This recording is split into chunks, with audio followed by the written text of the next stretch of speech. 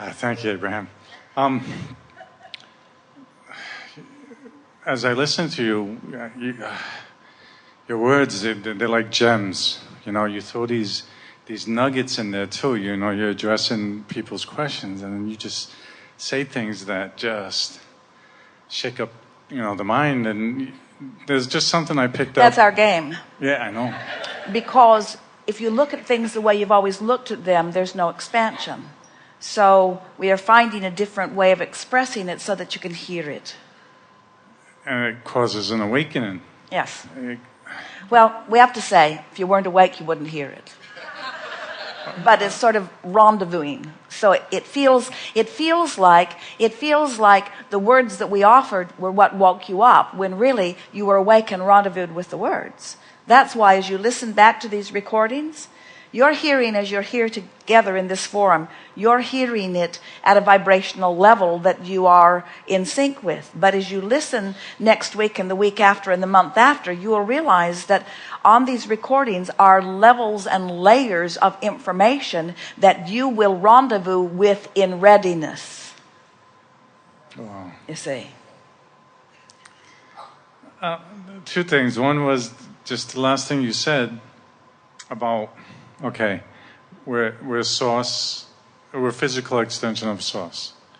And again, thinking one way, I'm thinking is the who I really am, playing with Tommy, But what I heard you say was that it's a multi game, so to speak. In other words, there's the physical extension of me, but there's other characters too, isn't there?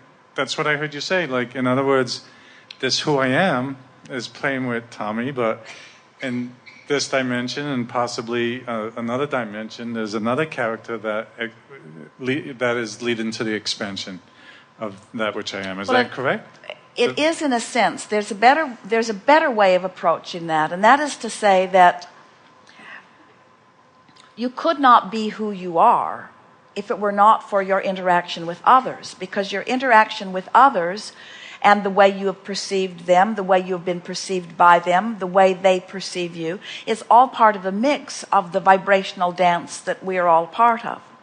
So when you think of creation as rendezvous, that's the best way of going. In other words, as you stand, let's go back to the analogy that we offered earlier. As you stand with your, in our scanty example, 100 vibrational points, you are resonating with so many combinations of others who have their hundreds, and of course it is far more than that, vibrational points, that the potential for beingness is unlimited just in the vibrational aspects that are present within you. So as you move through your physical time-space reality, for example, and you focus upon different things and activate different combinations of vibrations within you in relationship to your source energy, law of attraction rendezvous you with different aspects of other physical beings who also have non-physical counterparts. And in that mixture is the very basis, it's the nucleus or the potential for the expansion of the universe. So when you begin to take creation seriously and you accept your beingness not just as something that happened, but something that continues to happen, and you address yourself intellectually as a creator, and you acknowledge yourself emotionally as a molder of the energy that creates, then what begins to happen is you do more of your creating in deliberate conjunction with source energy. And then that's when creating really becomes fun, because one who's connected to that stream is more powerful than millions who are not. That's when you really begin to see the evidence of the mastery of you being an extension of source energy. You have access to the energy that creates worlds. And most humans pinch themselves off from it all day, every day, with one insignificant thing to worry about after another. When you stop doing that, it's not like harnessing the energy because you've already harnessed it.